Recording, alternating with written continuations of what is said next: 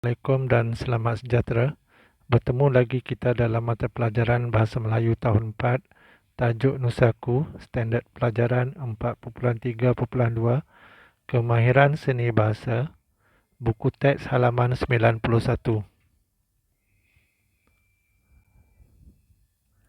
Pada pelajaran kali ini, murid-murid akan melakukan dua aktiviti. Pertama, murid akan menyanyikan lagu Nusaku mengikut irama lagu rakyat iaitu Boria. Kedua, murid menjelaskan maksud lirik lagu Nusaku.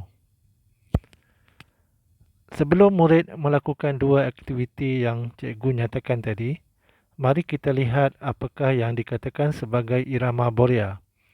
Irama Boria atau persembahan Boria terkenal di negeri-negeri utara semenanjung Malaysia, terutamanya Pulau Pinang. Ia dipersembahkan secara berkumpulan yang diketuai oleh seorang penyanyi utama dipanggil sebagai tukang karang. Boria juga diiringi oleh beberapa alat muzik seperti gendang, violin dan marakas yang mengalunkan bunyi mengikut rentak tukang karang. Ini adalah beberapa contoh persembahan kumpulan Boria yang terkenal di Pulau Pinang. Baiklah murid-murid, mari kita sama-sama menyanyikan lagu irama Boria, lagu Nusaku. Murid-murid boleh membuka halaman 91 untuk melihat lirik lagu Nusaku.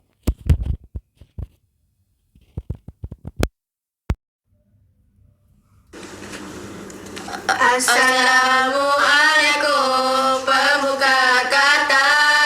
Salam semua bersua kita. Boria Nusaku tajuk cerita. Kami empat wira penyampai berita. Bahasa Melayu, bahasa bangsa, sematkan di jiwa setiap masa. Jadikan bahasa identiti nusa agar bergema ke antara bangsa. Ada di bawah ke mana-mana, budaya disanjung sini dan sana. Jadi diri banyak mestilah dijana. Moga menarik, menambah pesona. Akhir bicara menyusun jadi. Inilah kisah kami berbagi. Ampun dan maaf harap diberi. Sekian saja kami undur diri.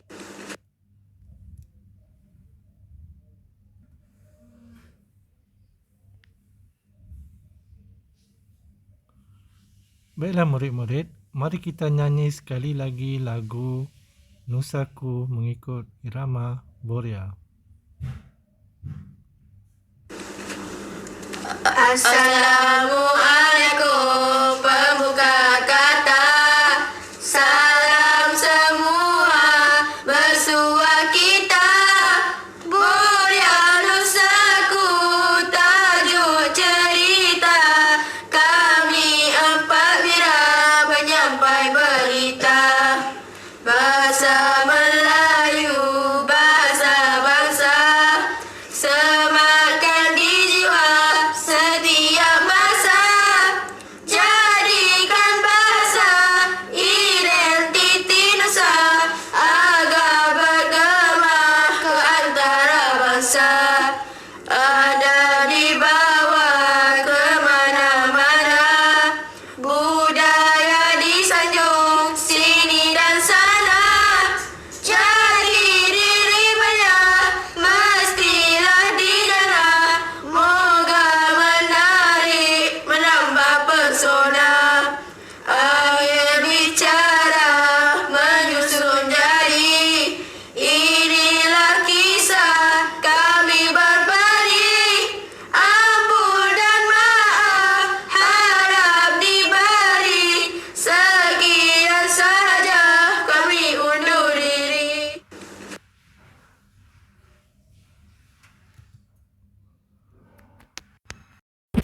Baiklah murid-murid, mari kita teruskan latihan di rumah pula.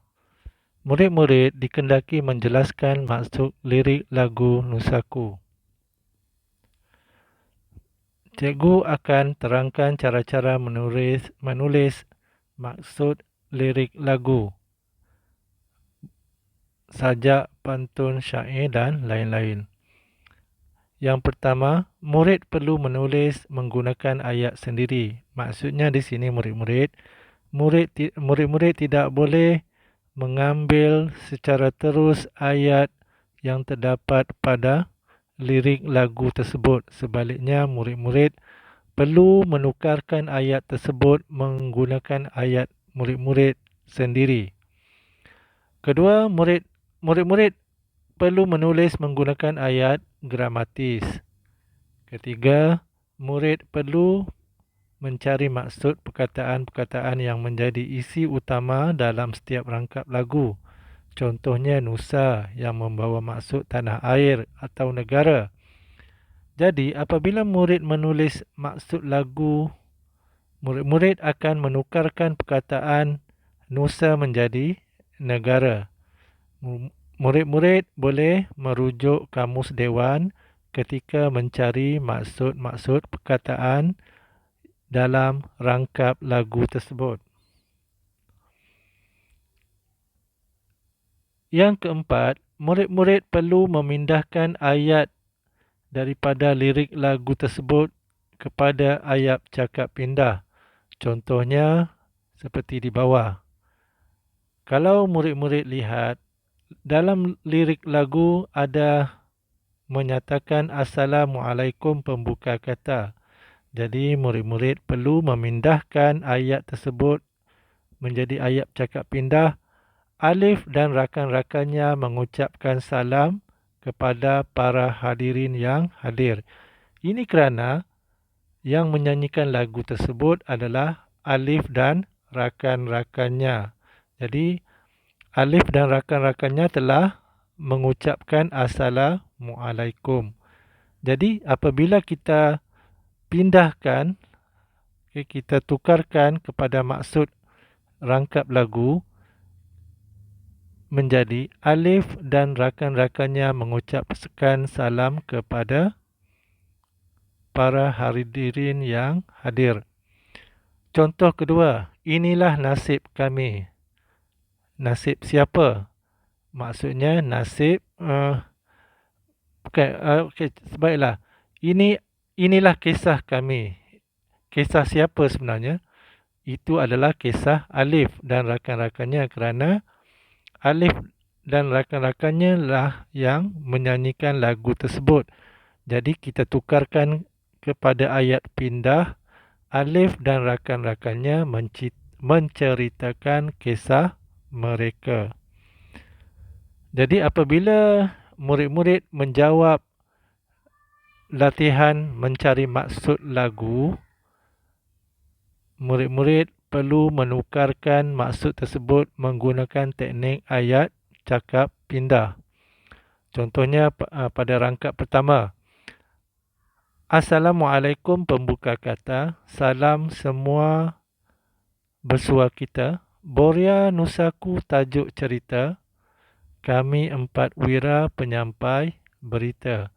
Jadi maksud rangkap pertama ialah Alif dan rakan-rakannya mengucapkan selamat sejahtera dan mengalu-ngalukan para hadirin. Rangkap kedua, bahasa Melayu. Bahasa Melayu, bahasa bangsa. Jadi, murid-murid perlu menerangkan maksud rangkap kedua bermula dengan bahasa Melayu. Rangkap ketiga pula menceritakan tentang adat. Menceritakan tentang adat. Jadi, murid-murid perlu menjelaskan maksud rangkap ketiga berkaitan dengan adab. Contoh perkataan permulaan dalam memberi maksud rangkap ketiga ini.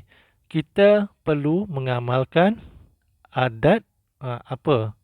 Jadi murid-murid cari maksud lain dalam baris-baris yang berikutnya.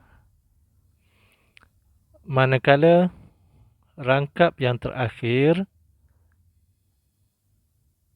alif ada menyatakan permohonan maaf dan meminta untuk mengundur diri. Jadi murid-murid boleh memberikan maksud rangkap keempat berkaitan dengan permohonan maaf Alif dan rakan-rakannya untuk mengundur diri dari membuat persembahan.